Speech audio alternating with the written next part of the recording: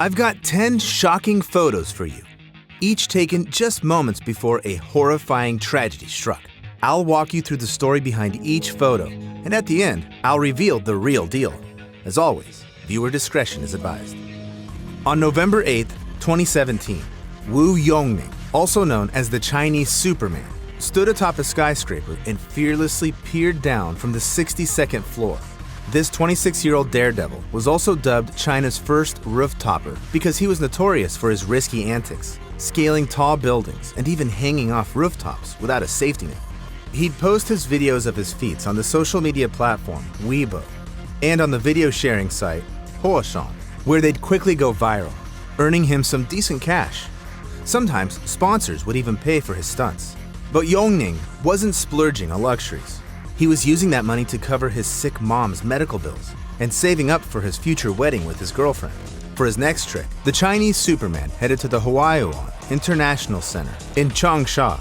As usual, he squatted on the edge of the rooftop. However, his foot slid on the slick surface of the skyscraper, and the guy plummeted. He fell about 14 meters and crashed onto the terrace below. Whether he died instantly or lingered in agony at the hospital from his injuries, we'll never know. Here's a snapshot taken just a second before the poor guy took his fatal plunge. But hold on tight, because I've got an even more chilling pic of another thrill seeker whose love for heights ended in tragedy too. On July 2nd, 2013, Pavel Kashin, a famous parkour practitioner from Russia, was gearing up to film his next stunt on a 16-story building. He was planning to do a backflip right on the edge of the rooftop, yet something went wrong. Maybe Pavel misjudged the distance or felt a sudden pain in his leg. Whatever it was, it sent him veering to the right, and he went tumbling off the edge. He fell roughly 61 meters and brutally met his end. Looking at the photo his friends took on the rooftop, you can practically feel the tension. You see the focused look on Pavel's face, not knowing that this stunt would be his last. Pull-ups and backflips, what's riskier than that at heights? Well, how about Robert Overacker's bright idea? Roof jumps were getting old for him. So on October 1st, 1995, he decided to fly over Niagara Falls on a jet ski. He planned to pop his parachute right at the edge, which he had strapped on his back. Just as it was about to happen, his friend and brother were supposed to snap some epic shots of him from different angles, but they didn't quite capture the moment. The parachute didn't open. His loved ones stared into the water, hoping Robert would surface. Indeed, they saw him waving his arms from beneath the waves. Later, though, it turned out that the rough waters were just tossing his body around, making it look like he was still alive. They fished Robert Overacker out of the water and rushed him to the hospital. Unfortunately, it was too late. These two photos look like something out of an action movie. Sometimes, even just wanting to get a good snap of wildlife can turn into a real tragedy. Catherine Chappelle worked as a visual effects artist on Game of Thrones, Captain America, Godzilla, and did charity work in her free time. On June 1st, 2015, she was in South Africa on a conservation mission. She took her camera along to capture some close-up shots of wild animals, and the guide assured her they were safe inside the car.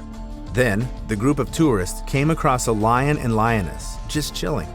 The car stopped so everyone could check them out. Chappelle started taking photos, but she wanted a better shot that wouldn't be messed up by the car window. So she slyly lowered it to quickly snap a pic of the graceful lioness. The lioness noticed it and suddenly lunged at the car. She reared up on her hind legs, put her front paws on the window, and stuck her head inside the car. That's the moment captured by tourists in another car. Soon enough, they weren't thinking about photos. They faced a horrifying scene. The lioness started attacking Chappelle, who was sitting by the window. The brave guide jumped on the lioness barehanded and bashed her in the head. The lioness let go of the girl, yet before everyone in the car could catch their breath, she shoved her muzzle back through the window while the driver was still trying to get away, and continued tearing into the volunteer's body. The guy, desperately trying to save the girl, who didn't listen to safety rules, had a heart attack and was hospitalized. Catherine didn't make it. Here's a photo taken from another car when the beast first peeked into the car window. You know, sometimes a scary death story can hide behind a picture of people smiling like nothing bad's gonna happen. On August 20th, 1975, the McQuilkin brothers, Michael and Sean, were posing to their sister, Mary, on top of Morro Rock in Sequoia National Park, California. At one point, they noticed their hair standing up for some reason. They thought it was funny, but little did they know what was coming next. Later, the weather turned bad, so the brothers and sister decided to head down. Before they could, a powerful bolt of lightning struck from the sky, hitting Michael and Sean. Michael felt like he was lifted off the ground for a few seconds and then fell on his back. His younger brother passed out, and smoke was coming from his back and elbows. Michael quickly put out the fire on his brother's body and checked his pulse and breathing. He was still alive. Michael carried Sean to the car and rushed him to the hospital. Luckily, this story had a happy ending, and the boy survived. Michael handed this photo over to the local rangers to use in educational materials warning tourists about the danger of lightning on the peaks of the park. Unfortunately, this is the only story in this episode where all the photographed people managed to survive. The next shots immediately show that the victims in them didn't stand a chance. On February 4th, 2015, in Taiwan, a horrifying incident shook the world. Flight 235 of Trans-Asia Airways was on its regular flight from Taipei to Kinmen. There were 53 passengers and 5 crew members on board. Right after takeoff, something went wrong with one of the engines, so the system shut it down automatically, but the crew didn't realize it right away, and the pilots decided to shut down the wrong engine themselves. Then, one of them shouted in horror, "Wow, pulled back the wrong side throttle!" As it turned out, he shut down the working engine, which meant that both engines weren't working at 500 meters in the air. When the attempted restart didn't help, the plane started plummeting straight toward the busy streets of the city. First, it clipped a residential building. Then it flipped almost 90 degrees right over the viaduct in Gwangyong, hitting the front of a taxi with its left wing. After that, the plane snagged on the concrete railing at the edge of the viaduct, tearing off part of the wing, and then it plunged into the water, breaking into 2 pieces. As a result of the crash, 39 passengers, 3 pilots, and a flight attendant passed away. 13 passengers and another flight attendant suffered serious injuries, while 2 people in the taxi had minor injuries. This photo of the plane almost horizontally looming over the traffic bridge was taken by a dashboard camera from one of the cars. I can't even imagine what people felt when they realized their own death was inevitable. It's only scarier if you're falling out of a plane, not in it. On February 22, 1970, amateur photographer John Gilpin decided to test out his new lens, so he headed to Sydney Airport to snap some cool shots of planes soaring in the sky. He aimed his camera at a DC-8 passenger plane that was taking off to Japan. The shots seemed okay, and the satisfied photographer dropped off the film for development.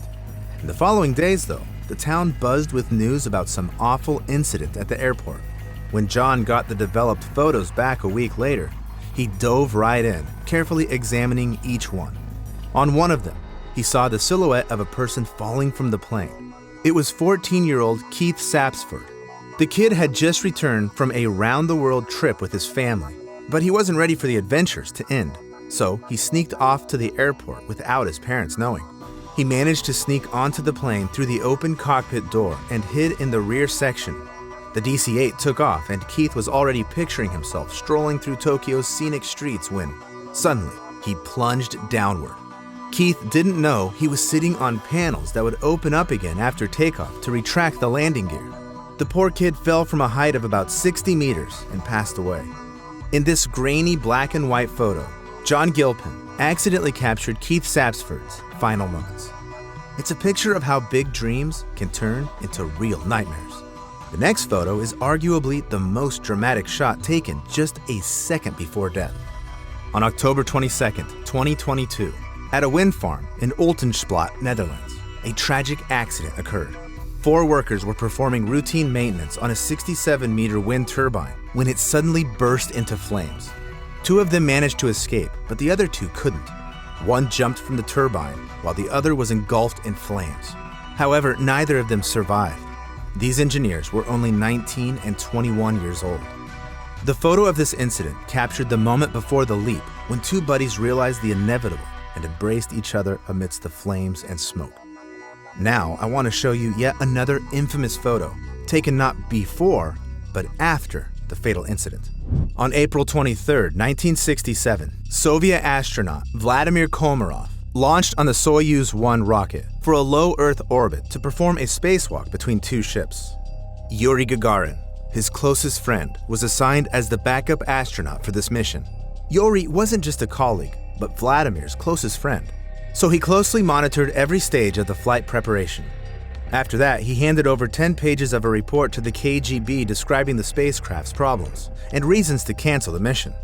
However, the Soviet authorities ignored these warnings, even though Komarov was also aware of the risks. He didn't back down because he wanted to save his friend Gagarin, who would have been forced to fly in his place. So, what happened during the flight itself? Nobody knows for sure. Still, we can imagine that the events probably unfolded like this.